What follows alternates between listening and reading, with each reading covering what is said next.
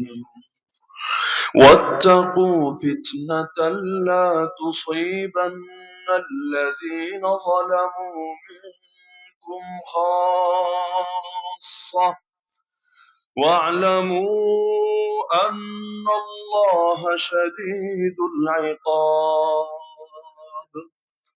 وقال تعالى: إن الله لا يغير ما بقوم حتى يغيروا ما بأنفسهم.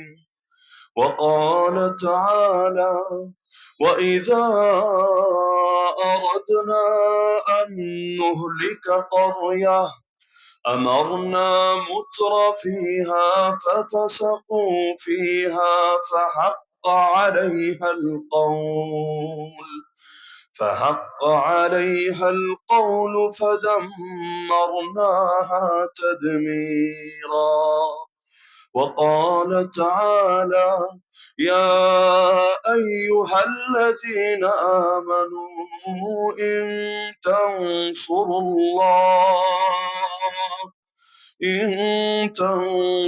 الله ينصركم ويثبت أقدامكم.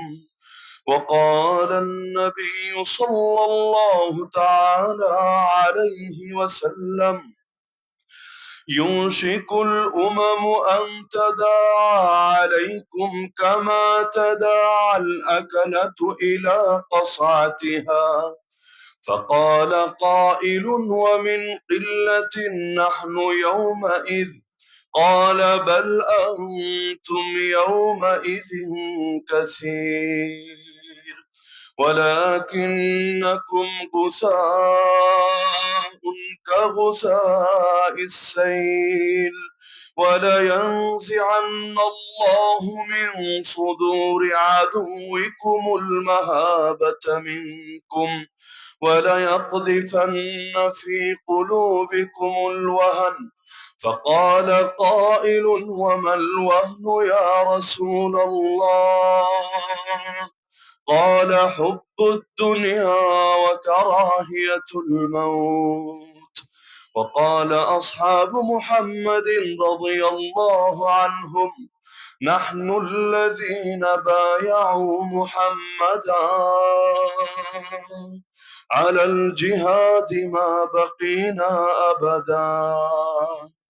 آمنت بالله صدق الله العلي العظيم وبلغنا رسوله النبي الكريم। শ্রীমঙ্গল পৌর তাফসীর পরিষদের পক্ষ থেকে আয়োজিত 3 দিন ব্যাপী 48তম বার্ষিক তাফসীরুল কোরআন মহাসম্মেলনের আজকের শেষ দিনের তৃতীয় অধিবেশনের সম্মানিত সভাপতি, উপস্থিত আমার শ্রদ্ধেয় ওয়াজিবুল ইহতিরাম হযরত উলামায়ে কেরাম, এলাকার গণ্যমান্য মুরব্বীগণ, স্থানীয় এবং দূরদূরান্ত থেকে আগত দিন দরদি কোরআন প্রেমী প্রিয় তাওহীদি জনতা এবং পর্দার আড়ালে থাকা মা ও বোনেরা, কর্তৃপক্ষ আলোচ্য বিষয় নির্ধারণ করেছেন অত্যন্ত প্রয়োজনীয় একটা বিষয় বর্তমান প্রেক্ষাপটে মুসলিম উম্মাহর করণীয়।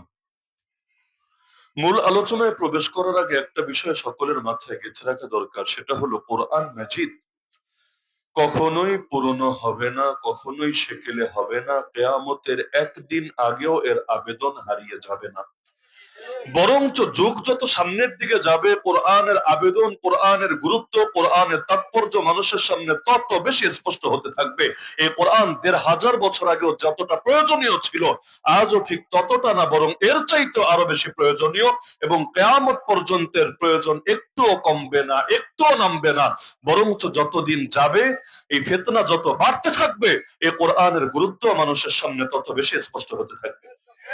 কোরআন মাজিদ অনেক কিছুকে মনে হয় এগুলো তো অতীত, যেমন ফেরাউনের আলোচনা আল্লাহ কত বেশি করলেন, বনি ইসরাইলকে নিয়ে কত বেশি করে আল্লাহ ফোকাস করলেন, এমনকি নবী মুসা আলাইহিস সালাতু ওয়াস সালামকে নিয়েও আল্লাহ রাব্বুল আলামিন কত কথা বললেন। এগুলো দেখে কারো মনে হতেই পারে এই কোরআনে তো দেখি অতীতের কিচ্ছা কাহিনী, এই কোরআনে তো দেখি অতীতের বিভিন্ন ইতিহাস, তাহলে ভবিষ্যতের সাথে এর কি সম্পর্ক, বর্তমানের সাথে এর কি সম্পর্ক? আর সম্পর্ক আছে বলেই আল্লাহ রাব্বুল আলামিন অতীতকে টেনেছেন। পুরো অতীত তো টানেন নাই। কোরআন মাজিদ আল্লাহ কয়জন নবীর নামই বা এনেছেন? মাত্র 25 থেকে 26 জন নবীর নাম এনেছেন। অথচ এক ফেরাউনকে নিয়েই আমার আল্লাহ এত বেশি আলোচনা করেছেন। কোরআনে 74 বার এই ফেরাউনের নাম এসেছে, একবার দুবার না, 74 বার এই ফেরাউনের নাম এসেছে। এমনকি প্রতিবার তার নামটা নিলেও আমল নামায় 50টা করে নেকি লেখা হয়ে থাকে। ফেরাউন লিখতে আরবিতে 5টা অক্ষর লাগে, আর কোরআন এক একটা অক্ষর পড়লে নেকি কয়টা মেলে? 10টা। তাহলে 5টা অক্ষর পড়লে নেকি কয়টা হবে? 50টা। যদি রমাদান মাস হয় নেকি আরো বেশি, যদি নামাজে দাঁড়িয়ে তেলাওয়াত করে নেকি আরো বেশি, সর্বনিম্ন 50, এর নিচে আল্লাহ তাআলা দিবেন না। তাহলে ফেরাউনের নামে এত নেকি আসলো কোত্থেকে? ও বড় পীর সাহেব ছিল, বড় বুজুর্গ ছিল, বড় ওলি আল্লাহ ছিল, বড় গাউস কুতুব ছিল? এগুলো কিছু না। কোরআনে তো আল্লাহ উভয়টাই চিনাবেন, উভয়টাই জানাবেন, উভয়টাই বোঝাবেন। ভালো চিনাতে হবে, মন্দ চিনাতে হবে। ভালো চেনানোর জন্য অনেক ভালো মানুষের উদাহরণ দিতে হবে, মন্দ চেনানোর জন্য অনেক মন্দ ব্যক্তির উদাহরণ দিতে হবে। আমার আল্লাহ ফেরাউন নিয়ে এত বেশি আলোচনা এই জন্যই করেছেন, কারণ কিয়ামত পর্যন্ত এরকম আরো বহু ফেরাউন আসবে। নিত্য নতুন ফেরাউন যদি আসে, প্রতিটা ফেরাউনের মোকাবেলায় কোনো না কোনো মুসাক্কা তো দাঁড়াতে হবে। ফেরাউনদেরকে মাঠ ছেড়ে দেওয়া তো যাবে না, ফেরাউনদেরকে খালি মাঠে গোল দেওয়ার সুযোগ তো দেওয়া যাবে না। তো কিয়ামত পর্যন্ত যত ফেরাউন আসবে, এই উম্মত তার মোকাবেলায় জামানার মুসা হয়ে কিভাবে দাঁড়াবে, আমার আল্লাহ সেই সবকই শিখিয়েছেন কোরআনের পাতা থেকে। তাহলে এবার বোঝেন, এই যে আলোচ্য বিষয় দেওয়া হলো বর্তমান সমস্যা সমাধানে উম্মার করণীয় কি, আর এটাই নির্ধারণ করা হয়েছে তাফসীর মাহফিলের আলোচ্য বিষয় হিসাবে। এখান থেকে বোঝা যায় কিনা যে বর্তমানের সাথেও 1500 বছর আগে নাজিল হওয়া কোরআনের নিবিড় এবং গভীর সম্পর্ক আছে। এমন সম্পর্ক, এই কোরআন বাদ দিয়ে কোনো গাইডলাইন পাওয়া যাবে না। এই কোরআন বাদ দিয়ে অন্ধকার থেকে মুক্তির কোনো উপায় খুঁজে পাওয়া যাবে না।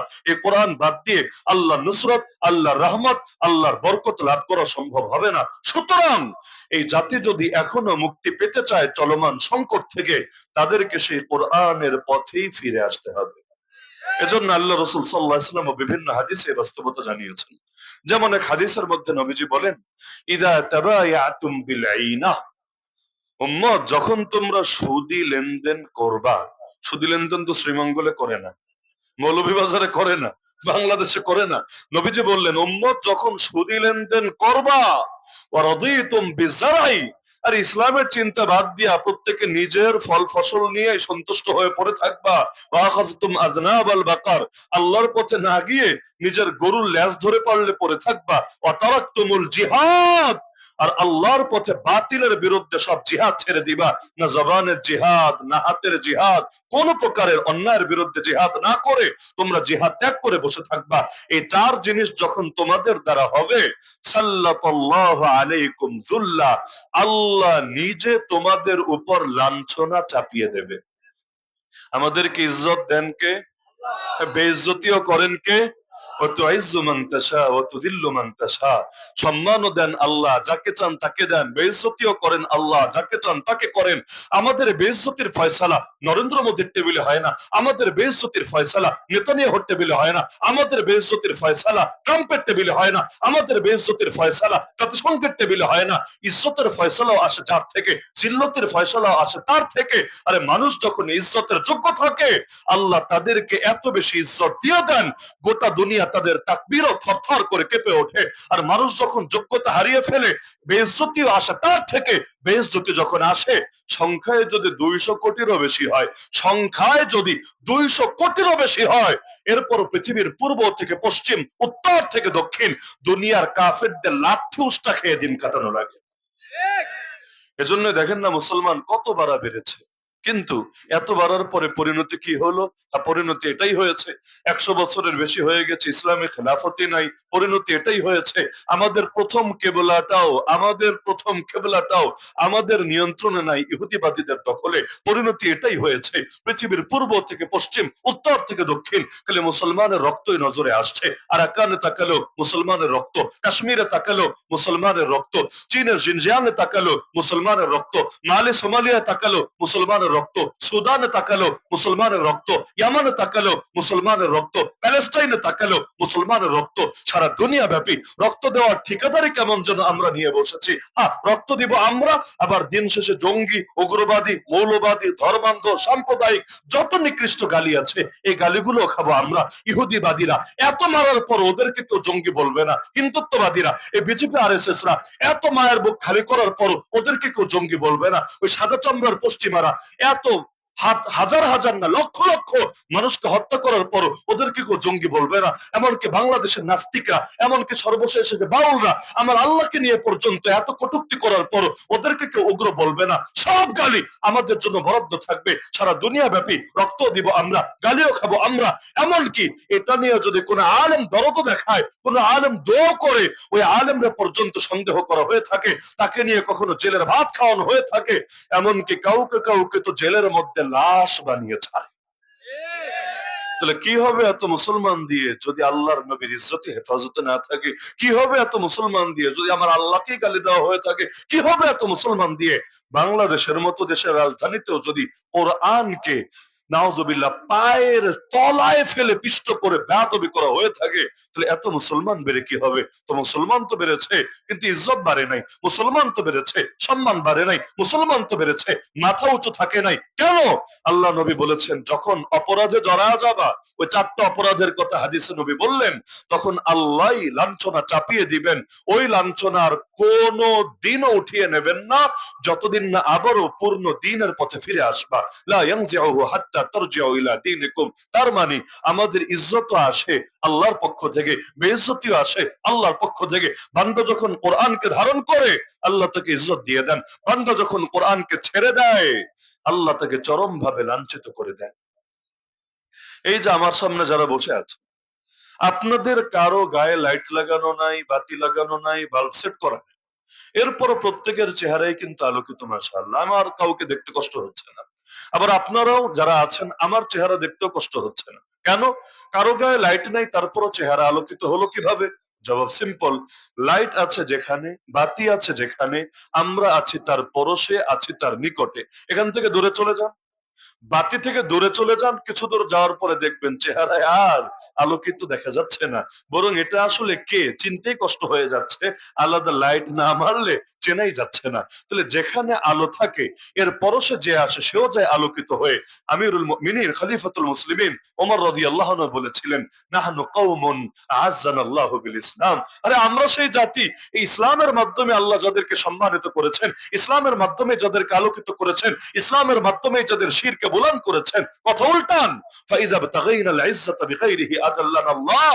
এখন সে ইসলাম ছেড়ে অন্য কিছুর মাধ্যমে যদি ইজ্জত চাই, ইসলাম ছেড়ে অন্য কিছুর মাধ্যমে যদি আলো নিতে চাই, ইসলাম ছেড়ে অন্য কিছুর মাধ্যমে যদি আমাদের শিরগুলোকে বুলান করতে চাই, আর পাবো না, আর পাবো না। উল্টো যিনি ইজ্জত দিয়েছিলেন তিনি লাঞ্ছিত করে ছাড়বেন। তাহলে চলমান যত সংকট আছে সব সমাধান মোটা দাগে, মোটা শিরোনামে বললে এক বাক্যে বলা লাগবে, মুসলমান আল্লাহর দিনকে ছেড়ে দিয়েছে, আল্লাহ তাদেরকে দুনিয়ার বুকে লাঞ্ছিত করে ছেড়েছে। আল্লাহর গোলামি কবুল করতে রাজি হয় নাই ঠিকভাবে, এজন্য আল্লাহ তাদেরকে তার গোলামের গোলাম এই দুনিয়ার কাফের মুশরিকদের পোষা কুত্তায় পরিণত করে ছাড়ছে। তাহলে আমরা তো এমন হওয়ার কথা ছিল না, আমরা তেমন হওয়ার কথা ছিল না। আমাদের দিকে চোখ বাঁকা করে তাকানোর সাহস তো এক সময় লোকে পেত না, কিন্তু সংখ্যা বাড়ার সাথে সাথে বেইজ্জতি বাড়লো কেন? জবাব এখানেই। আরে বদরের ময়দানে মুসলমান ছিল কত, আর আজকে এক শ্রীমঙ্গলে মুসলমান কত? বদরের ময়দানে কত কম মুসলমান ছিল, নবীজি পর্যন্ত সিজদায় লুটিয়ে পড়ে বলছেন, আল্লাহুম্মা ইন তাহলিক হাযিহিল ইসাবাতু মিন আহলিল ইসলাম লাম তুবাদ ফিল আরদ। হে আল্লাহ, আজকে যদি মুসলমানদের এই ক্ষুদ্র কাফেলা শহীদ হয়ে যায়, এই পৃথিবীতে আর কোনোদিন আপনার ইবাদত হবে না। ইবাদত করবেটাকে, ইবাদত করবেটাকে? ওই করার মতো মানুষই আর জমিনের বুকে থাকবে না। কি পরিমাণ সংকটে ছিল মুসলমানরা, এরপর পরিণতি কি হয়েছে সবার জানা। একদম 70টা চিহ্নিত কাফের মরে গেছে, আর 70টা বন্দী হয়ে মুসলমানদের হাতে চলে এসেছে। অথচ এখন হাজার হাজার মুসলমান এক এক থানায় আছে, এক এক জেলায় আছে। আর এক দেশেই যদি অন্তত 14 কোটি মুসলমান থাকে, বাংলাদেশে 18 কোটি নাগরিক হলে অন্তত 14-15 কোটি মুসলমান নাই আছে? যেই দেশে অন্তত 14 কোটি মুসলমান থাকে ওই দেশেও চিন্তা করেন স্বাধীনতা 54 বছর পর এসেও বলা লাগে, স্লোগান দেওয়া লাগে, নবীর পরে নবী নাই, সংসদে আইন চাই। এখনো চাইতে হবে, এখনো চাইতে হবে। আমার নবীর দুশ্মনদের বিরুদ্ধে তারা অবস্থান নেবে, আর অন্য অবস্থান বাদ দিলাম, ওদেরকে মুসলমান পরিচয় দিয়ে ধোকা দেওয়ার সুযোগটা দেবে না, ওই রাস্তাটা বন্ধ করবে। এটার জন্য স্বাধীনতা 54 বছর পরে এসে নতুন করে আন্দোলন লাগবে, স্লোগান লাগবে। তাহলে কি হবে এত বড় বড় রাজনৈতিক নেতা দিয়ে, কি হবে এত এত দুনিয়ার মধ্যে ধান্দাবাজি দিয়ে? আল্লাহ নবীর পক্ষে দাঁড়ানোর লোক যদি না থাকে, ওই সমস্ত লোকদের দিয়ে আমাদের কি হবে? তাহলে সুতরাং ইসলাম বাদ দিয়ে কোন ইজ্জতের আশা করে লাভ আছে? লাভ আছে? বর্তমান দুনিয়ার সংকট গুলো এবার একটা একটা করে দেখেন। সবচাইতে বড় সংকট হলো, সবচাইতে বড় সংকট হলো আল্লাহর জমিন, আল্লাহর দিনটাকেই আমরা বিজয়ী রাখতে পারি নাই। অধিকাংশ ক্ষেত্রে ইসলাম মানার সুযোগই নাই। বলবেন কিভাবে? মসজিদে আসলেন, আলহামদুলিল্লাহ ইসলাম মেনে নামাজ পড়তে পারবেন, কেউ কিচ্ছু বলবেন না। মাদ্রাসায় আসলেন, আলহামদুলিল্লাহ ইসলাম মেনে একটু এলেম কালাম শিখতে পারবেন, কেউ বাধা দেবে না, হ্যাঁ ঠিক আছে। আপনি এরকম টুকটাক ব্যক্তি জীবনের কিছু ক্ষেত্র দেখলে সেখানে ইসলাম মেনে আমল করতে পারবেন, কোরআনের আলোকে জীবন চালাতে পারবেন। কিন্তু এই আপনি যখন কোনো কারণে কোর্টে গিয়ে হাজির হবেন, কোর্টে যাওয়া লাগে না? ইচ্ছা না থাকলেও তো যাওয়া লাগে, ইচ্ছা না থাকলেও অনেক সময় যাওয়া লাগে। আপনার বিরুদ্ধে কেউ মিথ্যা মামলা দিয়ে রেখেছে, না গিয়ে কি করবেন? আপনার জমি কেউ দখল করে রেখেছে অন্যায় ভাবে, না গিয়ে কি করবেন? পারিবারিক ভাবে বিভিন্ন হয়রানিতে পড়ে গিয়েছেন, যত ভালো মানুষই হন পারিবারিক ঝামেলা থাকতেই পারে, এ কারণে আপনি গিয়ে হাজির হয়েছেন। সেখানে আপনি কিভাবে কোরআন মানবেন? সেখানে আপনি কিভাবে ইসলাম মানবেন? বিচার আচারের ক্ষেত্রে আমার আল্লাহ বিধান দেন নাই? দেন নাই? আল্লাহ কোরআনে সূরা মাইদার 52 নম্বর আয়াতে নিচে প্রশ্ন ছুড়েছেন, আফা হুকমাল জাহিলিয়াতি ইয়াবগুন। আরে বান্দাকে আল্লাহর বিচার বাদ দিয়ে, আল্লাহর বিচার বাদ দিয়ে অনইসলামিক বিচার চায়, জাহেলিয়াতের বিচার চায়। ওমান আহসানু মিনাল্লাহি হুকমান লিকাওমি ইউকিনুন। আরে ঈমানদারদের জন্য আল্লাহর চাইতে উত্তম বিচারক কে হয়? তা আপনি চান যেই কোরআন দিয়ে নামাজ পড়েন ওই কোরআন দিয়ে বিচার পাবেন, আপনি চাচ্ছেন এটা, যেই কোরআন দিয়ে নামাজ পড়েন ওই কোরআন দিয়ে বিচার পাবেন। এতে যদি বিচার আপনার পক্ষে যায় তাও আলহামদুলিল্লাহ, যদি বিপক্ষে যায় তাও আলহামদুলিল্লাহ। কারণ দুনিয়া সবাই ঠকাতে পারে, আল্লাহ কখনো বান্দাকে ঠকায় না। দুনিয়া সব আইনে ভুল থাকতে পারে, আমার আল্লাহর আইনে কোনো ভুল থাকার প্রশ্নই আসে না। তা আপনি চাচ্ছেন যে কোরআন মেনে নামাজ পড়েন, সেই কোরআন মেনে বিচার পাবেন। বাংলাদেশে একটা আদালতের নাম আমাকে বলেন যেখানে আপনাকে কোরআন দিয়ে বিচার করে দেবে? বলেন বলেন, বলতে পারবেন? তাহলে এই যে আপনি এই ক্ষেত্রে ইসলামের আলোকে কিভাবে আমল করবেন যদি পরিবেশে না থাকে, তাহলে সেখানে আপনার ইসলামের কয় পার্সেন্ট ছুটে গেল? ইসলাম ব্যক্তি জীবনের যে বিধান দিয়েছে মানলেন আলহামদুলিল্লাহ, 10% মানলেন, 20% মানলেন, কিন্তু কোর্ট কাছারির ক্ষেত্রে ইসলাম যে বিধান দিয়েছে ওইটাও তো ইসলামেরই বিধান, ওইটাও তো কোরআনের বিধান, ওইটাও তো আল্লাহর বিধান। ওই জায়গায় তো লা ইলাহা ইল্লাল্লাহ লাগবে নাকি লাগবে না? লা ইলাহা ইল্লাল্লাহ মানে তো এটা না মসজিদে আমার খোদা আল্লাহ, কোর্ট কাছারিতে আমার খোদা আবার গায়রুল্লাহ, নাউযুবিল্লাহ। লা ইলাহা ইল্লাল্লাহ মানে আমার জীবনের সব ক্ষেত্রে খোদা একজন, মাবুদ একজন, রব একজন। তিনি কে? মসজিদে গেলে আমার নামাজের রব আল্লাহ, কোর্ট কাছারিতে গেলেও বিচারের রব আল্লাহ, সব ক্ষেত্রে আমার রব একজনই, তিনি হলেন আল্লাহ। এমনকি মরার পর প্রথম প্রশ্ন এটা, মরার পর প্রথম প্রশ্ন এটা, মান রব্বুকা, বান্দা তোর রবটাকে বল না, বল। জীবনের সব ক্ষেত্রে যে আল্লাহকে রব মানে সে না বলবে রব্বি আল্লাহ। আর যে 2 নৌকায় পা দিয়েছে, 10 নৌকায় পা দিয়েছে, কি বলবে সে? আরে আল্লাহরে তো আবু জাহলও মানত। আবু জাহাল কিন্তু নাস্তিক ছিল না, নাস্তিক বুঝেন? বাংলাদেশে বহু নাস্তিক আছে না, বলে আল্লাহই মানি না, আল্লাহ কি, এগুলো হুজুরদের বানানো, আমরা মানি না। ওই আবু জাহালরা, মক্কার মুশরিকরা, মুশরিক মানে নাস্তিক না। মুশরিক শব্দের অর্থই হলো নাস্তিক না। মুশরিক কারে বলে জানেন? আল্লাহর অস্তিত্ব মানে, আল্লাহর সঙ্গে আবার অনেককে শরীকও করে। মানে শুধু আল্লাহ মানে না, আল্লাহর সঙ্গে অনেককে মিলা মিলা মানে। মেঘ লাগলে এক দেবতারে পূজা দেয়, বাচ্চা লাগলে আরেক দেবতার কাছে গিয়ে ধর্ণা দেয়, চাকরি বাকরির দরকার আরেক দেবতার কাছে সাহায্য প্রার্থী হয়। ওরাও কিন্তু আল্লাহকে অস্বীকার করতো না। এমনকি কোরআনে আল্লাহ জানিয়েছেন ওরা যখন সাগরে যেত, মাছ ধরার জন্য হোক, যে কোনো কাজে হোক, সাগরে যেত, আর সেখানে গিয়ে ঝড়ের কবলে, জলোচ্ছ্বাসের কবলে পড়ে যেত, ওই সময় আর দেবদেবীর কথা মনেই পড়তো না, সব বাদ দিয়া দাউল্লাহ মুখলিসিনা লাহুদ্দিন, খাটি দিলে আল্লাহরে ডাকতে শুরু করতো। বিগত দিনে মনে করেন যার রাজনৈতিক ঝামেলা জড়িয়ে গিয়েছে, অতীতে আল্লাহরে ডাকার সুযোগ পাক বা না পাক, এখন যখন পায়ের তলায় মাটি নাই, পুলিশও তাকে খুঁজে বেড়াচ্ছে, আপনার কি ধারণা এখন আল্লাহরে ডাকে না? সাহায্যটা আল্লাহর কাছে চায় না? বিপদে পড়লে দেখবেন, আর যত খারাপ মানুষ হোক সমাজে, যত খারাপ মানুষ হোক, বিপদে পড়লে কিন্তু আল্লাহরে ভইলে থাকতে পারে না। আরে বেশ্যা বিপদে পড়লে আল্লাহর কাছে সাহায্য চায়, চোর ধরা খেয়ে গেছে, আল্লাহ এবারের মতো বাঁচায় দাও, আল্লাহ এবারের মতো গণধোলাই থেকে বাঁচায় দাও। সবাই কিন্তু বিপদে পড়লে আল্লাহরে ডাকতে শুরু করে। আবু জাহাল, আবু লাহাব, এরা কিন্তু আল্লাহকে অস্বীকার করতো না, আল্লাহকে মানতো। তারপর এরা অপরাধী কেন?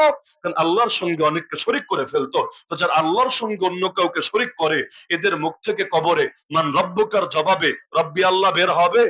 রব্বি আল্লাহ বের হবে? রব্বি আল্লাহ তার জবান থেকে বের হবে।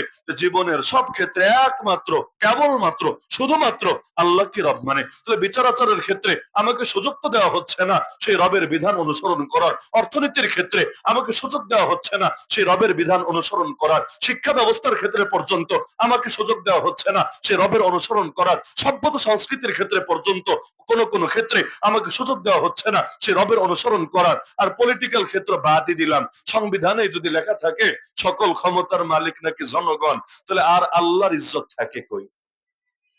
সকল ক্ষমতার মালিক যদি জনগণই হয়, জনগণ যা মনে চায় বৈধ বানাতে পারবে, যা মনে চায় অবৈধ বানাতে পারবে। এই যে বাংলাদেশে বেশ্যাখানা খুলে দিয়েছে, দেয় নাই? একটা দুটো নাকি কতগুলো পতিতালয় আছে, সরকারি লাইসেন্স নিয়ে, সরকারি নিরাপত্তা নিয়ে, পুলিশি প্রটোকল নিয়ে যে পতিতালয় গুলো আছে, এগুলোর অনুমোদন কি আমার আল্লাহ দিয়েছে? আল্লাহ না দিলে বাংলাদেশে অনুমোদন পেল কিভাবে? ওই যে ক্ষমতার মালিক তারা আল্লাহরে মানেই নাই, নিজেরাই ক্ষমতার মালিক হয়ে গিয়েছে। প্রথমে জনগণকে দাবি করেছে জনগণ ক্ষমতার মালিক, এখন জনগণ তো আমিও, জনগণ তো আপনিও, জনগণ তো আমরা সবাই, আমাদের আর মতের ধার ধারে নেই। প্রথমে কাঁঠাল রেখেছে আমাদের মাথায়, এরপর ভেঙে আর আমাদেরকে কোনো ভাগটাক দেয় নাই, এরপর নিজেরাই খেয়েছে। জনগণের নামে, জনগণের নামে ভণ্ডামি করে নিজেরাই বেশ্যাখানা খুলে দিয়েছে। জনগণের বেশ্যাখানার দরকার নেই, ওদের দরকার আছে। জনগণের দরকার নেই, ওদের দরকার আছে। ওরা নিজেদের আকামকে বৈধতা দেওয়ার জন্য জনগণের নামে এই সমস্ত হারাম কাজগুলোকে প্রতিষ্ঠা করে দিয়েছে। এরকম কত হারাম লাগবে? সুদকে আমার আল্লাহ হারাম করেছেন, বাংলাদেশে হালাল হলো কিভাবে? মদকে আমার আল্লাহ হারাম করেছেন, বাংলাদেশে হালাল হলো কিভাবে? আমার আল্লাহ গান বাজনা অশ্লীলতাকে হারাম করেছেন, বাংলাদেশে হালাল হলো কিভাবে? আরে ভাস্কর্যের নামে, ভাস্কর্যের নামে মূর্তি যেগুলো রাস্তাঘাটে ছড়িয়ে দেওয়া হচ্ছে, অমুকের বাপের, তমুকের দুলাভাইয়ের, তমুকের শ্বশুরের, এই যে মূর্তিগুলো দিয়ে দেশ সয়লাভ করা হচ্ছে ভাস্কর্যের নামে, আমার আল্লাহ তো হারাম করেছেন, এই দেশে হালাল হলো কিভাবে? সবগুলোর জবাব এক জায়গায়। ওই সংবিধানে যদি ক্ষমতার মালিক জনগণকে মেনে নেয়, আল্লাহর সার্বভৌমত্বকে যদি অস্বীকার করা হয়, আজও পর্যন্ত বাংলাদেশে আল্লাহ সকল ক্ষমতার মালিক, আল্লাহ সার্বভৌম ক্ষমতার মালিক, মানে নাই, মানে নাই। আল্লাহকে যদি তার অধিকার না দেয়, এরপর বাকি জিনিস আর কিভাবে হবে? যার কারণে দেখবেন সংসদ অধিবেশনও শুরু হয় কোরআন শরীফ তেলাওয়াত দিয়ে, তাই না? দেখেন নাই? সংসদ অধিবেশন শুরু হয় কি দিয়ে? কোরআন শরীফ তেলাওয়াত দিয়ে। মনে হবে জান্নাত থেকে মাত্র নেমে এসেছে বরেণ্য বুজুর্গানে দিন, মাত্র জান্নাত থেকে নেমে এসেছে। এক একজন কনফার্ম জান্নাতি। জামানের হাসান বসরি কোরআন ছাড়া কিচ্ছু বোঝে না, কি মহব্বত কোরআনের জন্য। এজন্য কোরআন শরীফ তেলাওয়াত না দিয়া নিজের অনুষ্ঠানটা, প্রোগ্রামটা পর্যন্ত চালু করে না। তাহলে কত ভালো মানুষ তারা, কিন্তু শুরু করবে কোরআন তেলাওয়াত দিয়ে, একটু পরে আইনও করবে কোরআনের বিরুদ্ধে। শুরু করবে কোরআন তেলাওয়াত দিয়ে, একটু পর আইনও করবে কোরআনের বিরুদ্ধে।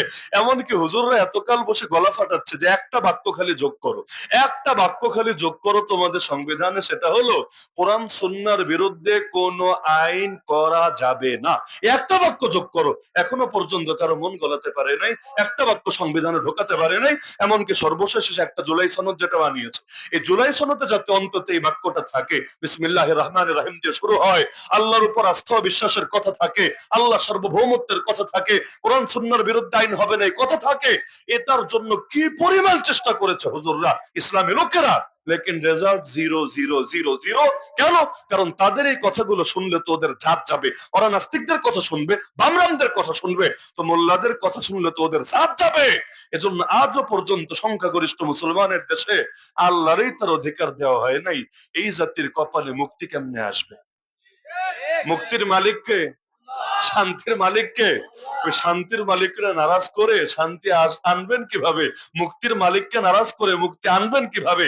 ইবলিসের হাতে শান্তি নাই, শয়তানের হাতে মুক্তি নাই, কোন মানুষের হাতে অন্য কারো ভাগ্য নাই। আল্লাহকে নারাজ করে পৃথিবীতে কারো ভালো থাকার সুযোগই নাই। তাহলে বর্তমান দুনিয়ার সবচাইতে বড় সংকট আমি মনে করি ইসলামকে কোণঠাসা করে রাখার চেষ্টা করা এবং মুসলমানরাই সেই চেষ্টায় কাফেরদের গোলামি কবুল করে নেওয়া। ইসলাম কেন কোণঠাসা থাকবে? এই যে বাংলাদেশে একটা মতবাদ সংবিধানও পর্যন্ত এখনো আছে, এখনো ধর্ম নিরপেক্ষতাবাদ, তাই না? ধর্মের ব্যাপারে নিরপেক্ষ থাকবে সরকার, ধর্মের ব্যাপারে নিরপেক্ষ থাকবে। শুনলে তো ভালোই লাগে। হ্যাঁ, সরকারের কি দরকার হুদাই কোন ধর্মের পক্ষ নেওয়া? ধর্মের পক্ষ নিলে দেশে তো সাম্প্রদায়িকতা ছড়াবে, ধর্মের পক্ষ নিলে দেশে তো ধর্মীয় মারপিট শুরু হবে। তাহলে সুতরাং থাক না নিরপেক্ষ, এটাই ভালো হবে।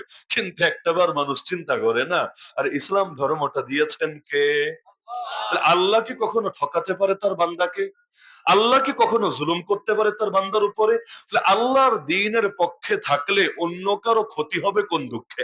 আল্লাহর দ্বীনের, কোরআনের, ইসলামের পক্ষে থাকলে আর অন্য ধর্ম তো দূরের কথা, কোন মানুষ না, যারা ধরেন যারা হাইওয়ান, বিভিন্ন জন্তু, ওদেরও তো ক্ষতি হওয়ার কথা না। কারণ ইসলামই তো শিখিয়েছে, অতীত যুগে এক নারী, এবাদতকারী নারী, নিজের বিড়ালটাকে কষ্ট দিয়ে হত্যা করার কারণে, বিড়ালকে খাবার দেয় নাই, বেঁধে রেখেছে, কষ্ট দিয়ে হত্যা করার কারণে আল্লাহ থেকে জাহান্নামী বানিয়ে দিয়েছে। আর একটা দুশ্চরিত্রা নারী একটা কুকুরকে বড় কষ্ট করে পানি পান করানোর কারণে আল্লাহ তাকে মাফ করে তার উপর খুশি হয়ে জান্নাত দিয়ে দিয়েছে। তো যেই ইসলাম এত মহান, যেই ইসলাম এত উদার, আরে যে ইসলাম মানুষ তো মানুষ, প্রাণীদের অধিকারের বেলায় পর্যন্ত এত সোচ্চার, এমনকি কোরবানির দিন পশু জবাই করতে গিয়েও পশুর উপর যাতে কষ্ট না হয়ে যায়, তার উপর যাতে এক্সট্রা চাপ না হয়ে যায়, কত পরামর্শ ইসলাম শিখিয়ে দিয়েছে। এরপরও সে ইসলামের পক্ষে থাকলে জুলুম হবে কেন? সে ইসলামের পক্ষে থাকলে সাম্প্রদায়িকতা হবে কেন? সে ইসলামের পক্ষে থাকলে উগ্রবাদ ছড়াবে কেন? আল্লাহর পক্ষে যে থাকে না সেই তো ভাই শয়তানের পক্ষে চলে যায়, আল্লাহর পক্ষে যে থাকে না সেই তো অন্ধকারের পক্ষে চলে যায়। এই যে ধর্মনিরপেক্ষতাবাদের নামে ইসলামকে কোণঠাসা করে দেওয়া হয়েছে, কি বলা হয়েছে জানেন? ইসলাম থাকবে ব্যক্তি জীবনে, রাষ্ট্র থাকবে ইসলাম থেকে মুক্ত হয়ে। নাউযুবিল্লাহ। ব্যক্তি জীবন তো ছোট, ব্যক্তি জীবন তো ছোট, পারিবারিক জীবন, সামাজিক জীবন, রাষ্ট্রীয় জীবন, অর্থনৈতিক জীবন, বিচারিক জীবন, রাজনৈতিক জীবন, এগুলো না বড়? ছোটটা দিয়েছে আল্লাহরে, বড়টা দিয়ে দিয়েছে অন্যদের। মানে ফাইজলামের অবস্থাটা দেখেন। ধর্মনিরপেক্ষতাবাদের মূল কথাই তো এটা, যে আল্লাহরে খালি ব্যক্তি জীবনে মানবা, মসজিদে গিয়ে আল্লাহরে মাইনো, মাদ্রাসায় গিয়ে আল্লাহরে মাইনো, মাহফিলে গিয়ে খানকায় গিয়ে আল্লাহরে মাইনো, তবলিগে গিয়ে আল্লাহরে মাইনো, আর বাকি জায়গায় আল্লাহর নামও মুখে আইনো না, না হলে ঝামেলা হবে। তাহলে ভাই ব্যক্তি জীবন দিয়ে দিলে আল্লাহরে, আর বাকিগুলা দিয়ে দিলা গায়রুল্লাহরে, তাহলে মর্যাদা বেশি দেওয়া হলো কাকে? মর্যাদা বেশি দেওয়া হলো কাকে আপনি চিন্তা করেন। অথচ আমার নবীর শহরে মদিনা শরীফের মধ্যে খালি কি মুসলমান ছিল না অমুসলিমও ছিল? আর ওই যুগে অমুসলিমরা যে অধিকার নিয়ে বেঁচে ছিল, বাস্তবতা আজকে সংখ্যাগরিষ্ঠ মুসলমানের দেশে, আরে মুসলমান তো মুসলমান, মুসলমানদের শ্রেষ্ঠ সন্তান যারা ওলামায়ে কেরাম, তারা পর্যন্ত ওই অধিকার পায় না, পাওয়ার কথা কল্পনা করে যায়। কথা বুঝতে পারছেন? নবীর শহরে অমুসলিমরা যে অধিকার পেত, অমুসলিম, আরে অমুসলিম বাদ দেন, দাস দাসী, গোলাম গোলাম, ওই গোলামরা পর্যন্ত যে অধিকার পেত, আজকে স্বাধীন মানুষেরা পর্যন্ত বহু ক্ষেত্রে সে অধিকার পায় না। ওই যুগে এত আধুনিক মতবাদ ততবাদ ছিল না। এই গণতন্ত্র, গণতন্ত্র মানে বাক স্বাধীনতা, গণতন্ত্র মানে মুক্তমনা, গণতন্ত্র মানে এই সেই, কিন্তু ওই যুগে এই শব্দ ছিল না। কিন্তু এর চাইতে বেশি স্বাধীনতা ছিল। আপনি ভাবতে পারেন, ওমরের মতো শাসক দাঁড়িয়ে খুতবা দেয়, আর সাধারণ গ্রাম্য লোক মাঝখানে গিয়ে দাঁড়ায় প্রতিবাদ শুরু করে দেয়, ওমর আগে আমাকে আমার প্রশ্নের জবাব দিতে হবে, না হলে খুতবা কন্টিনিউ করতে দেব না। আরে ভাই প্রশ্ন করবো, এটা ভদ্রভাবে কোন, অভিযোগ দেওয়ার সিস্টেম তো আছে, খুতবা থামায় কেন অভিযোগ দিতে হবে? সবাই ভেবেছে এবার মনে হয় কল্লায় উড়ায় দিবে, আর ওমর যে রাগী মানুষ, ওমর যে রাগী মানুষ, এখন মনে হয় ওর কল্লায় দেহ থেকে উড়ায় দিবে। কিন্তু ওমর রাদিয়াল্লাহু আনহু সবাইকে অবাক করে দিয়ে বলছে, হ্যাঁ তুমি বলো তোমার কি অভিযোগ আছে? সে বলছে, আমিরুল মুমিনিন। আরে কি আজীব অভিযোগ! ইয়া আমিরুল মুমিনিন, আমাদেরকে রাষ্ট্রীয় কোষাগার থেকে একটা করে, মাত্র একটা করে চাদর দিয়েছেন, আপনার গায়ে দুইটা চাদর যে দেখা যাচ্ছে, অতিরিক্ত একটা চাদর নেওয়ার অধিকার আপনাকে কে দিয়েছে? আরে জাস্ট একটা চাদর, একটা চাদরের দাম কত? একটা চাদরের দাম কত চিন্তা করেন। ওই চাদর নিয়ে আজকাল তো এর চাইতে ছোট প্রশ্ন করলে আপনারা জেলে যাওয়া লাগে। যে আমরা চলবো রাস্তায় যানজট ঠেলে, আর তোমরা চলবা ভিআইপি প্রোটোকল নিয়ে। যাওয়ার আগেও আধা ঘন্টা রাস্তা বন্ধ, যাওয়ার পরেও 10 মিনিট পর্যন্ত রাস্তা বন্ধ। তোমাদের জীবনের দাম আছে, আমাদের জীবনের দাম নাই। তোমাদের সময়ের দাম আছে, আমাদের সময়ের দাম নাই। আমরা ঠিক মতো 3 বেলা, অনেক পরিবারই এমন আছে নিজের মৌলিক চাহিদা পর্যন্ত ঠিকভাবে পূরণ করতে পারে না। একজন মানুষ সুস্থ থাকার জন্য যেই পরিমাণ প্রোটিন জাতীয় খাবার দৈনিক খাওয়া দরকার, ওই ঢাকা শহরে গেলেও দেখবেন অনেক মানুষের কপালে সেটা জোটে না। আপনি ভাবতে পারেন এই দেশে 4 কোটির বেশি মানুষ আজও দারিদ্র সীমার নিচে আছে। মোট মানুষই কত? এর মধ্যে 4 কোটির বেশি মানুষ দারিদ্র সীমার নিচে আছে। অথচ ক্ষমতাসীনদের মাশাআল্লাহ টাকা কারে বলে, টাকা কারে বলে, এক একজন পাচারি করে ফেলে এই পরিমাণ টাকা। যে ওগুলো পত্রিকায় আসলে মানে এই সংখ্যাটা লিখতে জিরো কয়টা দেওয়া লাগবে ওইটাই চিন্তা করা লাগে। বেটা তুই পাচার করলি কয় টাকা, এটা খাতায় লিখতে গেলে জিরো কয়টা দেওয়া লাগবে এইটাই বসে বসে চিন্তা করা লাগে। এমনকি ওরা যে ইসলাম নিয়ে ভয় পায়, ইসলামের বিচার নিয়ে ভয় পায়, বড় কারণ কি জানেন? ওরা জানে এক একজন যে হারে চুরি করেছে, ইসলামের আলোকে বিচার হলে হাতই তো থাকবে না অনেক নেতার এই দেশে। বিশ্বাস হয় না? ইসলামী বিচার যদি এই দেশে কায়েম হয়, বাংলাদেশে বহু নেতার হাত আর খুঁজে পাওয়া যাবে না। বলবেন হুজুর হাত যাবে কোথায়? ইসলামে চুরি করলে তার সাজা কি? সাজা কি? হাত কাটা। তাহলে যে হারে চুরি করে, আরে 10 দিরহাম পরিমাণ চুরি করলে হাত কাটে। আর এক একজনের চুরি, এই লেভেলের চুরি হাতে তো খুঁজে পাওয়া যাবে না। আর এক একটা চরিত্রের যে অবস্থা, সবগুলোর কথা বলছে না, এক একটা চরিত্রের যে অবস্থা, পাথর মারতে মারতে দেশে তো পরে পাথরই ফুরাইয়া যাবে, পাথরে খুঁজে পাওয়া যাবে না। ইসলামরে ভয় পাবে না কেন? এখন চিন্তা করে 2-4 মাস জেল খাটলে সমস্যা নাই, জামিন টামিন নিয়ে বের হয়ে আসবে, ভালো উকিল টুকিল ধরে সিস্টেম করে ফেলবে। কিন্তু হাত যদি একবার কাইটা দেয়, এটা তো আর টিকটিকি ল্যাংজা না যে কয়দিন পর আবার গজাবে। একবার কেটে দিলে তো খতম। এরপর যদি এলাকায় ভোট চাইতেও আসে, শ্রীমঙ্গলবাসী আমাকে ভোট দেন, আপনাদের সম্পদ আমার কাছে সুরক্ষিত থাকবে, পাবলিক যখন দেখবে কি রে হাত নাই কেন, এরপর ভোট না, একদম জুতার বাড়ি দিতে দিতে মন ছাড়া করবে।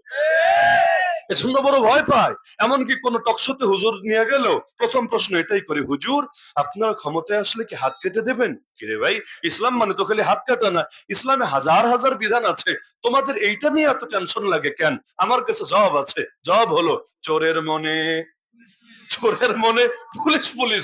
আর এটা নিয়ে প্রশ্ন এসেছে এই কারণে, কারণ ডাল মে কুছ কালা তো জরুর হ্যায়। আরে কালা আছে বলেই তো ডাইলের মধ্যে, এজন্য ওদের ভেতরে খটকা জেগেছে। বলে আরো কত প্রশ্ন আছে, এটা করতে পারতো। আপনারা ক্ষমতায় আসলে কি আমাদের নামাজ পড়তে বলবেন? আপনারা ক্ষমতায় আসলে কি আমাদের পর্দা করতে বলবেন? আপনারা ক্ষমতায় আসলে কি ঘুষ দূর করবেন? আপনারা ক্ষমতায় আসলে কি দুর্নীতি বন্ধ করবেন? আপনারা ক্ষমতায় আসলে কি মানুষের জানমালের নিরাপত্তা দিবেন? কত প্রশ্ন আছে। ওইগুলা না করে গেলে হাত কাটা, হাত কাটা করবে না কেন? কারণ এক একজনের পিছনটা টান দিলে বের হবে কেন তার ভেতরেই ভয় কাজ করছে। কষ্ট পাচ্ছেন নাকি আপনারা? তাহলে আল্লাহর দিন বর্তমান সময় সবচাইতে বড় সংকটে এটা, যে আল্লাহর জমিন, আল্লাহর দিনকে আমরা বিজয় রাখতে পারি নাই। আমার নবী তো ঠিকই বিজয় করে গিয়েছিলেন, প্রথমে মদিনা শরীফে, এরপর মক্কা শরীফে, এরপর নবী জামানায় তায়েফ সহ আশপাশের এলাকাগুলোতেও ইসলাম বিজয় হয়ে গিয়েছে। অথচ সেই নবীর উম্মত আমরা পারি না ইসলামকে বিজয় রাখতে। এমনকি সাইয়্যিদুনা হুসাইন কারবালার ময়দানে শহীদ হয়েছে। কেন কেন কেন? কি জন্য গিয়েছে কারবালার ময়দানে? একবার চিন্তা করেন। দুনিয়ার কোনো ধান্দায় যায় নাই, ব্যবসায়ী কোনো স্বার্থে যায় নাই, ব্যক্তিগত কোনো লাভের আশায় যায় নাই।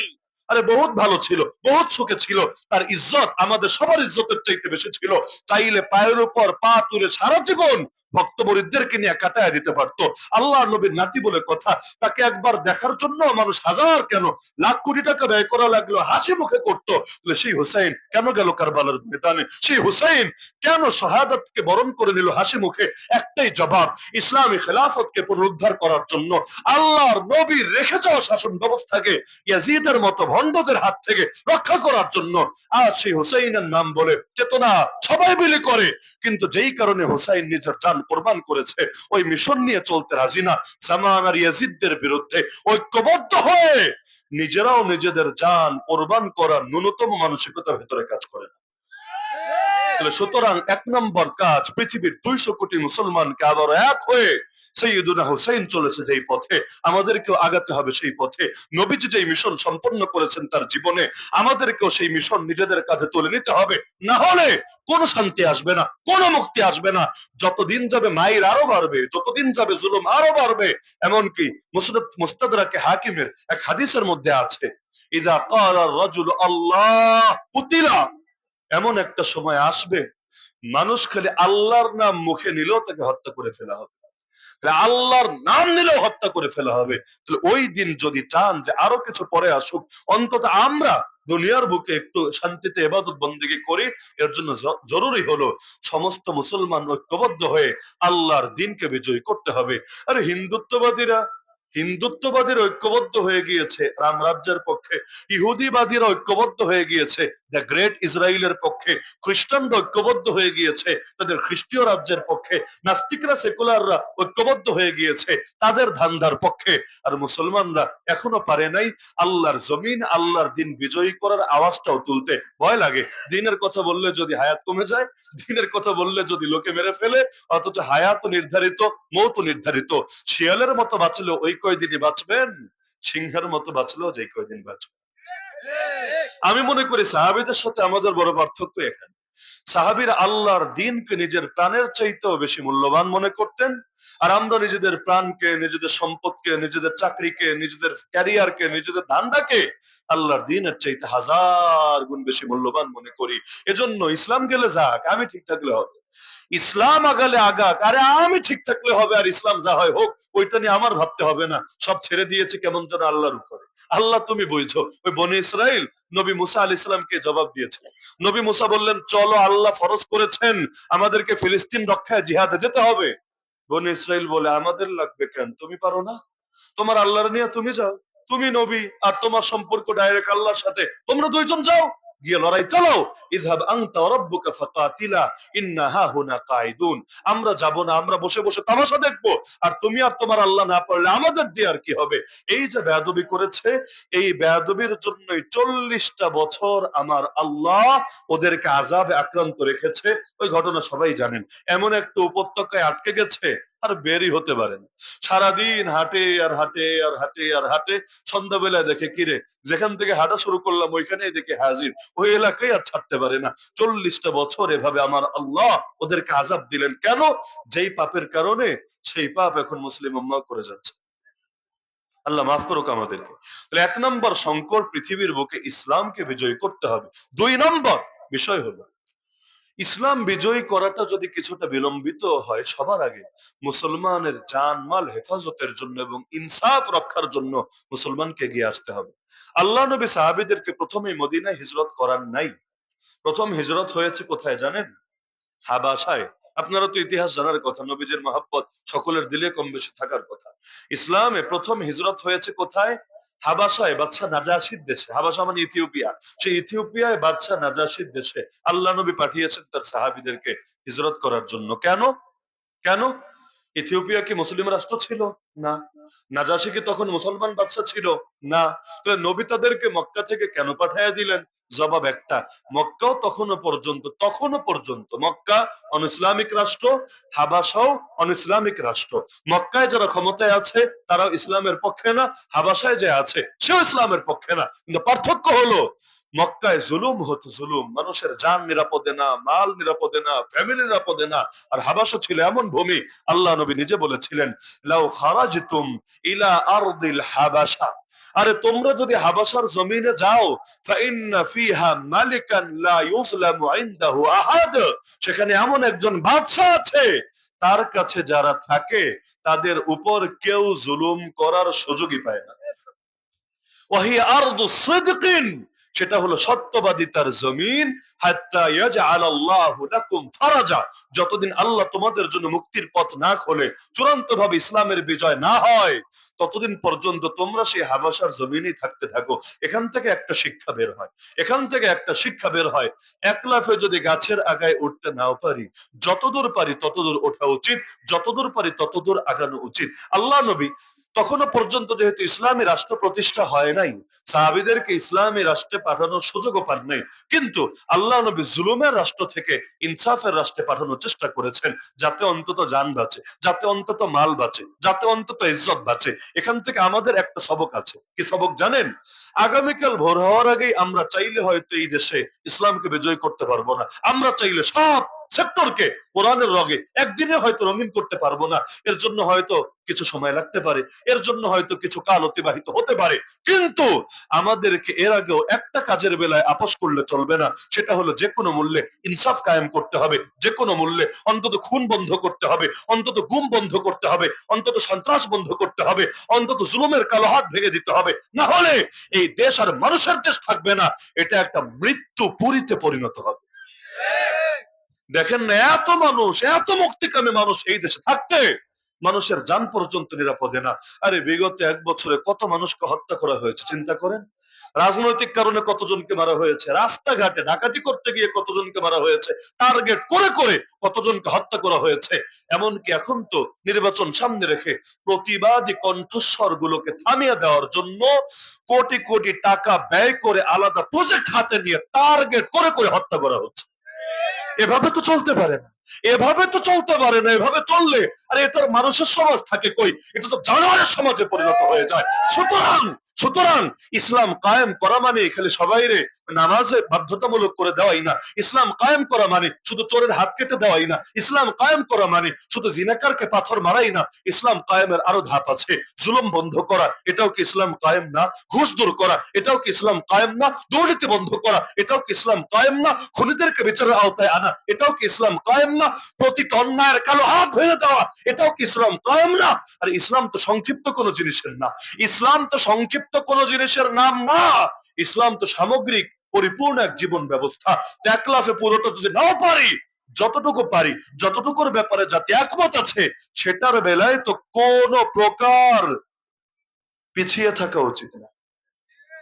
আর যদি আপনি আওয়াজ তোলেন, অনেকেই বলবে আরে আপনি পারবেন ইসলাম কায়েম করতে, আপনি পারবেন পুরো ইসলামী বিচার, ইসলামী অর্থনীতি, ইসলামী এই সেই সব কায়েম করতে। আরে বেটা 100% যদি নাও পারি, যদ্দূর পারি তদ্দূর তো আমার করাই লাগবে। নাই মামা না হলেও কানা মামা তো নাই মামার চাইতে ভালো হবে, নাই মামার চাইতে কানা মামা ভালো হবে না? তাহলে ধাপে ধাপে সবই হবে ইনশাআল্লাহ। অন্তত এই দেশটাকে তৎকালীন মক্কার চাইতে তৎকালীন হাবশা বানাই, এরপর ইনশাআল্লাহ আল্লাহ মদিনাও দিয়ে দিবেন ইনশাআল্লাহ। আল্লাহ চাইলে আবারও শাহজালালের উত্তরসূরিরা জেগে উঠবে। গৌর গোবিন্দদের জন্য মাঠ খালি থাকবে এমন না। যতদিন ফেরাউন থাকবে তার মোকাবেলায় কোনো না কোনো মুসাও থাকবে, যতদিন নমরুদ থাকবে তার মোকাবেলায় কোনো না কোনো ইব্রাহিমও আসবে। আর যতদিন পর্যন্ত গৌর গোবিন্দরা থাকবে তার মোকাবেলায় আল্লাহ কাউকে না কাউকে জামানা শাহজালাল বানায় পাঠাবেই পাঠাবে। হক বিজয়ী করার দায়িত্ব নিয়েছেন কে? আল্লাহ। সুতরাং ইসলামকে এক ধাপে বিজয়ী করতে যদি পারি বা না পারি, এর জন্য যদি কিছু সময় লাগেও, তো যতটুকু পারি সেটা করতে হবে। অন্তত মুসলমানের জান মাল ইজ্জত আবরুর বেলায় সবাইকে আসতে হবে। না হলে কি হবে জানেন? আজকে সে কালকে আপনি, পরশু আমি। আজকে সে কালকে আপনি, পরশু আমি। আজকে যদি আপনি মাজলুমের পাশে না দাঁড়ান, কালকে আপনার পাশেও কেউ দাঁড়াবে না, আল্লাহ আপনাকে সাহায্য করবে না। হাদিসে আছে বান্দা যতক্ষণ তার ভাইয়ের সাহায্যে থাকে, আল্লাহ তার সাহায্যে থাকে। বান্দা যদি ইমানদারের সাহায্যে না থাকে, আল্লাহ তাদের সাহায্যে থাকে না। আল্লাহু ফি আউনিল আবদি মা কানাল আবদু ফি আউনি আখি। কিছু পেতে হলে কিছু দিতে হয়। ইন তানসুরুল্লাহ ইয়ানসুরকুম। আর আল্লাহ সাহায্য করবে, এটা আল্লাহর ওয়াদা। কিন্তু এমনি এমনি করবে না বান্দা, তোরেও সাহায্য করতে হবে আল্লাহর দিনকে। আল্লাহর দিনকে কিভাবে করবেন? আরে আল্লাহ তো চাইলে আবাবিল দিয়েও দিনকে বিজয়ী করতে পারে, পারে না? আল্লাহর কি লাগে বলে?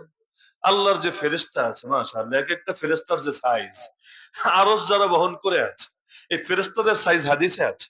এক একজন ফেরেশতা এত বিশাল, কানের লতি থেকে নিয়ে কাঁধ পর্যন্ত, কানের লতি থেকে নিয়ে কাঁধ পর্যন্ত এর দূরত্ব হলো মাত্র 700 বছর রাস্তা সমান। তাহলে এইটার দূরত্বই যদি 700 বছর হয়, এইখান থেকে নিচ পর্যন্ত, এইখান থেকে নিচ পর্যন্ত দূরত্ব কত হতে পারে? এমনকি জিবরিল আমিন আলাইহিস সালাতু ওয়াস সালাম তো বহুবার এসেছেন দুনিয়ার বুকে। আল্লাহ নবী তো জানিয়েছেন এক জিবরিলের ডানা আছে 600টা, একটা দুটো না। এর মধ্যে একটা ডানাই যদি খোলেন, লম্বা করেন, আসমান জমিনের ফাঁকা জায়গা থাকে। তো আমার আল্লাহ যদি এরকম একটা ফেরেশতা পাঠায় দেয়, দুনিয়ার সব কাফেরের কান পট্টিতে যদি একটা করে চটকনা লাগায় দেয়, আর কিছু লাগে? আমার আল্লাহ তো আগামীকাল ভোর হওয়ার আগে তার নির্বাহী আদেশ দিয়ে মসজিদ আকসা স্বাধীন করে দিতে পারে। আরে আমাদেরকে লাগে না? আমরা কি দুর্বল মানুষ, কত নিরীহ টাইপের মানুষ আমরা, আমাদেরকে লাগবে না। আল্লাহর এর চাইতে বিশাল বিশাল বাহিনী আছে। আরে আল্লাহ তো ল্যাংরা মশা দিয়েও নমরুদের অহংকারকে ধুলার সাথে মিশাই দিতে পারেন। আল্লাহ চাইলে যাকে যাকে পাখি পাঠিয়ে আব্রাহাকে এই দুনিয়া থেকে নিশ্চিহ্ন করে দিতে পারেন। ওই আব্রাহা যখন আমার নবীর দাদার উট ছিনতাই করেছিল, ওর বাহিনী গিয়ে নবীজির দাদা আব্দুল মুত্তালিবের উটগুলো মাঠে ছিল, উট ছিনতাই করে লুট করে নিয়ে এসেছে, এগুলো খাবে, পিকনিক করবে। আব্দুল মুত্তালিব গিয়ে হাজির, ওই আব্রাহা আমার উট ছাইরা দাও, তোমার বাহিনীর লোক এখানে কি চুরি করতে এসেছে, ছিনতাই করতে এসেছে, ওদেরকে বলো আমার উট ছেড়ে দিতে। আব্রাহা বলে, আরে তুমি না সর্দার, তোমাকে দেখে তো আমার হাসি পাচ্ছে, আমি এসেছি তোমার শহর তছনছ করে দিতে, আমি এসেছি মক্কাকে পৃথিবী থেকে শেষ করে দিতে, আমি এসেছি কাবা শরীফকে ভেঙে ফেলতে, আর তুই কেমন সর্দার বেটা, তোর কাবা নিয়ে সুপারিশ নাই, তোর মক্কা নিয়ে টেনশন নাই, তোর জাতির জানমাল নিয়ে কোনো কথা নাই, আর তুই আছিস তোর উট নিয়া। আরে উট যদি তোর দিয়েও দেই, কিন্তু তোর পুরো শহর তছনছ করি, তোর উট দিয়ে কি হবে, উট দিয়ে হবেটা কি?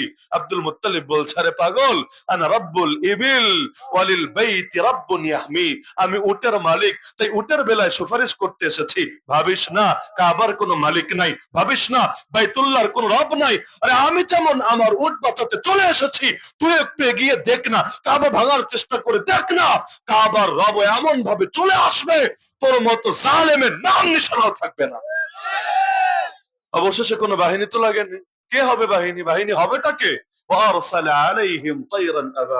দুনিয়ার কারো হওয়া লাগে নাই, আমার আল্লাহ ঝাঁকে ঝাঁকে পাখি পাঠিয়েছে। ইসলামকে বিজয়ী করতে আমার আল্লাহর কি আমাদের লাগে? লাগে না। কিন্তু আল্লাহ আমাদেরকে একটু দামি হওয়ার সুযোগ করে দিচ্ছে, কারণ ইসলামের জন্য যদি কিছু রক্ত ঝরাতে পারি সে রক্ত দামি হবে, কিছু সম্পদ উজাড় করতে পারি সে সম্পদ দাবি হবে, কিছু কোরবানি দিতে পারি জীবন আমার কামিয়াব হবে। সব যদি আল্লাহ করে দেয় তার আদেশে, আমি আপনি দামি হব কি দিয়ে? সব যদি আল্লাহ করে দেয় তার আদেশে, আমি আপনি দামি হব কিভাবে? মানুষ অনেক সময় বাজারের ব্যাগটা বাচ্চাকে ধরার সুযোগ দেয়, কিন্তু বোঝে ওর যে বয়স আর যতটুকু শক্তি, ব্যাগ নিতে পারবে না। কিন্তু বাচ্চাটার দিলে বড় আগ্রহ, একটু ব্যাগ নেবে, বাবার সহযোগী হবে, বাবার জন্য সেও একটু খেদমত আঞ্জাম দেবে, এত কিছু বাপ তার জন্য করে, সে একটু করবে না? তখন বাবা তার দিলের হালত বুঝে, তারপর বলে ঠিক আছে এক কাজ কর তুই নে। এখন তার হাতে দেয়, কিন্তু লোডটা আবার নিজের কাছেই রাখে। বাচ্চা ভাবে আরে আমি তো নিয়ে যাচ্ছি, মাশাআল্লাহ কত শক্তি হয়ে গেছে, কিন্তু বোঝে না ওই বাপ যদি সাপোর্ট সরায় দেয় আর এখানেই বসে যেতে হবে, আর সম্ভব না এটা নেওয়া। তা আমরা আর কি করবো, আল্লাহর জন্য করব কি? এজন্য আল্লাহই তো জানিয়েছে, আরে বান্দা খালি শুরু করে দেখ না, শুরু করে দেখ। তুই যদি এক বিঘত আগাতে পারিস আমি আল্লাহ এক হাত এগিয়ে আসবো, আর তুই যদি এক হাত আগাতে পারিস আমি আল্লাহ দুই হাত আগায় যাব, আর তুই যদি আমার দিকে হেঁটে হেঁটে আসিস রে বান্দা, আমি আল্লাহ তোর দিকে দৌড়ে দৌড়ে চলে আসবো। আল্লাহ তো চাই। বদরের ময়দানে কি করতে পেরেছে মুসলমান? কি করার যোগ্যতা ছিল? ছিলই কি? হাত খালি, নিরস্ত্র বাহিনী, সংখ্যাও কম, করবেটা কি? কিন্তু খালি আল্লাহর উপর ভরসা করে নেমেছে, আর কিছু করা লাগে নাই, বাকিটা আমার আল্লাহ করে দিয়েছে। আল্লাহ বলেন ফালাম তাকতুলুহুম ওয়ালাকিন্নাল্লাহ কাতালাহুম। আরে বদরের ময়দানে একটা কাফেরও তোমরা মারো নাই, কেমনে মারবা? খালি হাতে মারবা কি দিয়া? মেরেছেন তো আল্লাহ নিজে। ওমা রামাইতা ইয রামাইতা ওয়ালাকিন্নাল্লাহ রামা। হে নবী তুমি যখন ধুলো ছুঁড়ে মারলা, তোমার হাতের কি শক্তি আছে যে এক মুঠো ধুলো ছুঁড়ে মারবা 1000 কাফেরের চোখে গিয়ে পৌঁছবে? আসলে তুমি মারো নাই, হাত ব্যবহার হয়েছে তোমার, মেরেছেন আল্লাহ নিজে। তো বদরের ময়দানে যাওয়া ছাড়াই তো পারতেন, বিজয় দিতে পারতেন, কিন্তু আল্লাহ একটু পরীক্ষা করতে চায় বান্দার দিল তার দ্বীনের জন্য কতটুকু অগ্রসর আছে। সুতরাং এই বাংলার জমিন ও ইসলামকে বিজয় করবেন কে? আগামীর বিশ্বকে ইসলামের বিশ্ব বানাবেন কে? মসজিদ আকসাকে মুক্ত করবেন কে? বাবরি মসজিদকে আবারও প্রতিষ্ঠা করবেন কে? সবই করবেন আল্লাহ। আমাদের খালি হতে হবে ওসিলা, আমাদের খালি হতে হবে ওসিলা। আমরা যদি ওসিলা না হই আল্লাহ পাখিরে ওসিলা বানায় দিতে পারেন, আমরা যদি ওসিলা না হই আল্লাহ মশারে ওসিলা বানায় দিতে পারেন, আমরা যদি ওসিলা না হই আল্লাহ ফেরেশতারে ওসিলা বানায় দিতে পারেন। এমনকি ওসিলা ছাড়াও করার ক্ষমতা আমার আল্লাহ রাখেন। কিন্তু আমরা যদি ওসিলা হতে পারি, কপাল খুলে যাবে, জীবন আমার দামি হয়ে যাবে। ইসলাম তো এগিয়ে যাবেই যাবে, ইসলাম তো বিজয় হবেই হবে, আমাকে নিয়ে হোক আর আমাকে ছাড়া হোক, কিন্তু আমি তো কোনোদিন বিজয়ী হতে পারবো না ইসলাম ছাড়া। আমি তো চরম হারা হয়ে যাবো ইসলাম ছাড়া। সুতরাং নিয়াত করে ফেলেন না, জীবন কয়টা, সুযোগ কয়টা? জীবন যেহেতু একটা, সুযোগ যেহেতু একটা, এটা তো হাতছাড়া করা যায় না। যতদিন হায়াতে বাকি আছে, যেটা চলে যাওয়ার তো চলেই গেছে, যেটা চলে যাওয়ার তো চলেই গেছে। মোমবাতি যেমন জ্বলতে থাকে আর গলতে থাকে, জ্বলতে থাকে আর গলতে থাকে, যত জ্বলে তত গলে, আমাদের জীবনও তো এভাবে গলে গলে গলে শেষ হয়ে যাচ্ছে। তো যা যাওয়ার তো চলেই গিয়েছে, মা মাবা মাবা লাইসা লাহুল কাদা। কিন্তু আগামী দিনে যেটা বাকি আছে, এটা দিয়ে হলেও আল্লাহর দ্বীনের জন্য কিছু না কিছু অবদান তো রাখতে হবে। আর কিছু না পারি জামানার বেলালে হাফসিত হতে পারবো, আর কিছু না পারি জামানা সুমাইয়া তো হতে পারবো, আর কিছু না পারি হুসাইনের মতো নিজেকে কোরবান তো করে দিতে পারবো ইনশাআল্লাহ। ওইটাও যদি পারি, আমাদের রক্তের বদৌলতেও যদি ইসলাম বিজয় হয়, আল্লাহ আমাদেরকে হাসরের ময়দানে তাদের সাথে মিলাই দিবেন ইনশাআল্লাহ। নবী সাহাবীদের আগ্রহ দেখেন না, এক জীবন দিয়েও অনেকে তৃপ্তি মেটে না।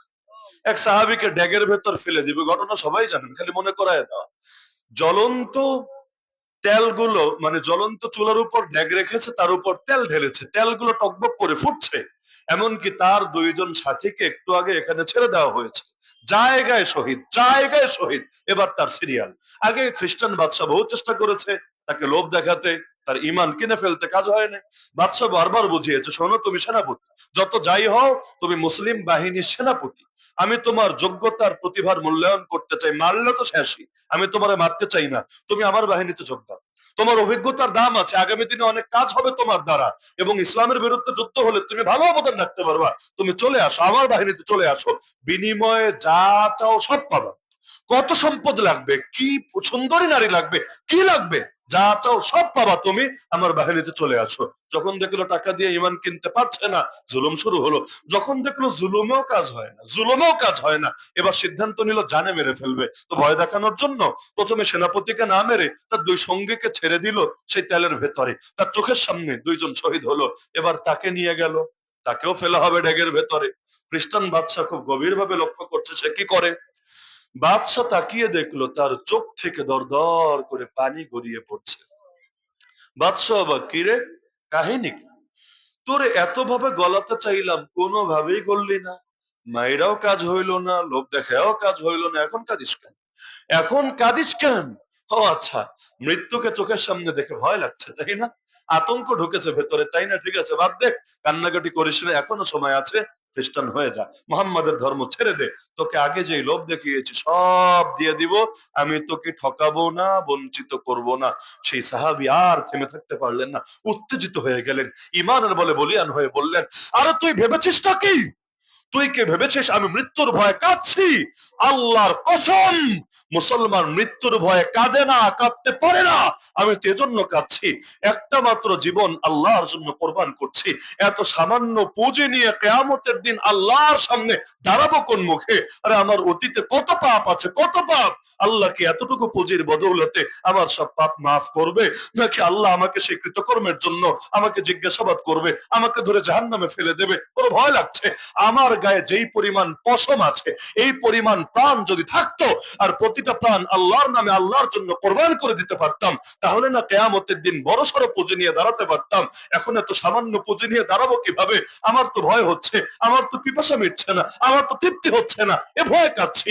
এ কথা শুনে খ্রিস্টান বাদশা পর্যন্ত নিজেকে সামলাতে পারলো না, ইমোশনাল হয়ে গেল। সে বলল, আরে ওরে মারিস না, ওকে হত্যা করিস না।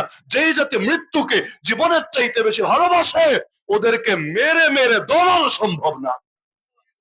তাহলে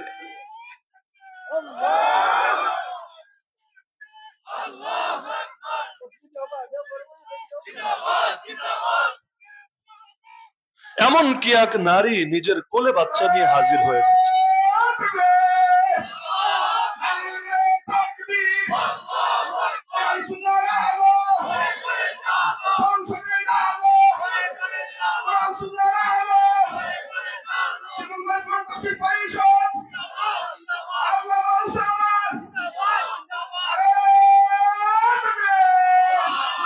এমনকি এক নারী নিজের কোলের বাচ্চা নিয়ে পর্যন্ত হাজির হয়ে যাচ্ছে, ইয়া রাসূলুল্লাহ, আমার বাচ্চাটাকে আপনাদের সাথে নিয়ে যান না। আরে পাগলি, কই নিব? আমরা তো যুদ্ধে যাচ্ছি, জিহাদে যাচ্ছি, যুদ্ধ কোনো ছেলে খেলা না, সেখানে বাচ্চা নিয়ে কি হবে? নারীর এক জবাব, ইয়া রাসূলুল্লাহ, সব জানি, সব বুঝি, কিন্তু কি করব বলেন? সম্বল তার কিছু নাই, যারা বড় ছিল আগেই পাঠিয়েছি, তারা তো আর ফিরে আসে নাই। আর আমি তো নারী, চাইলেও অনুমতি দিবেন না, কিন্তু দিল তো মানে না, মন তো সয় না, অন্তরকে প্রবত্ত দিতে পারি না। আর অশান্ত মনকে কি বলে সান্ত্বনা দেব? আপনারা যাবেন জিহাদের ময়দানে, আল্লাহর সাথে সওদা করবেন জান্নাতের নিজেদের জান আর মালের বিনিময়ে। কখন না জানি আপনার কি হয়ে যায় ইয়া রাসূলুল্লাহ, কখন না জানি যুদ্ধের ময়দানে কি ঘটে যায়। আমি অভাগী, নিজের অশান্ত মনকে কি বলে প্রবোধ দিব, সান্ত্বনা দিব। সুতরাং সম্বল যা ছিল তাই এনে দিলাম, সম্বল যা ছিল তাই এনে দিলাম। আরে আপনার কোন সাহাবীর কোলে আমার বাচ্চাটাকে দিয়ে রাখেন না, যদিও আমার দুধের মানিক, যদিও আমার দুধের মানিক যুদ্ধ করতে পারবে না, কিন্তু আপনার কোন সাহাবীর কোলে দিয়ে রাখলে জালেম যদি আপনার বুকে তীর মারে, বর্ষা মারে, আমার বাচ্চাটাকে ঢাল হিসেবে অন্তত আপনার বুকের সামনে তো পেতে ধরতে পারবে। জালেমের তীর এসে, বর্ষা এসে আমার বাচ্চার বুকটাকে ফরফর করে দিয়ে যাবে। আমার বাচ্চার প্রাণের বিনিময় হলো আপনার প্রাণ তো হেফাজতে থাকবে। কাল হাসরের ময়দানে আল্লাহকে গর্ব করে বলতে তো পারবো, আয় আল্লাহ, আমি শহীদের মা, আমার সন্তান তার জান কোরবান করেছে তোমার নবীর হেফাজতের জন্য। কি পরিমাণ আগ্রহ কাজ করতো দ্বীনের তরে খেদমত করার জন্য। আর আমরা এজন্যই নবীজি বলেছেন, যে হাদিস আমি আবু দাউদ শরীফের সূত্রে খুতবার মধ্যে পাঠ করেছি, মুসলমানের মধ্যে যখন দুইটা রোগ ঢুকবে, সংখ্যায় অনেক বাড়বে, অনেক কাজ হবে না, বন্যার পানিতে ভেসে যাওয়া খড়কুটোর মতো, কচুরি পনার মতো হয়ে যাবে। কোন দুইটা? এক নম্বরই হলো দুনিয়ার মহব্বত, এটা কার নাই? দুনিয়ার মহব্বতটা কার নাই? আর দুই নম্বরে মরতে আর ভাল লাগবে না, কারাহিয়াতুল মাউত, আল্লাহর পথে জান দিতে ভাল লাগবে না, খালি বাঁচতে মনে চাইবে, খালি বাঁচতে মনে চাইবে। সুতরাং সব কথার মূল কথা, আল্লাহর দ্বীনকে নিজেদের প্রাণের চাইতেও অনেক বেশি ভালোবাসতে হবে, না হলে না ইসলাম কায়েম হবে, না ইনসাফ প্রতিষ্ঠা করা সম্ভব হবে। ইসলামও না, ইনসাফও না, কিছু না। যেভাবে মায়ের খাচ্ছি আরো বেশি মায়ের খেতে হবে। সুতরাং আল্লাহর দ্বীনকে ভালোবাসতে রাজি আছেন তো ইনশাআল্লাহ? দ্বীনের জন্য প্রয়োজনে সবাই ঐক্যবদ্ধ হতে রাজি আছেন তো ইনশাআল্লাহ? ঘরে চার ভাই থাকলেও চার রকম মত থাকে, থাকে না?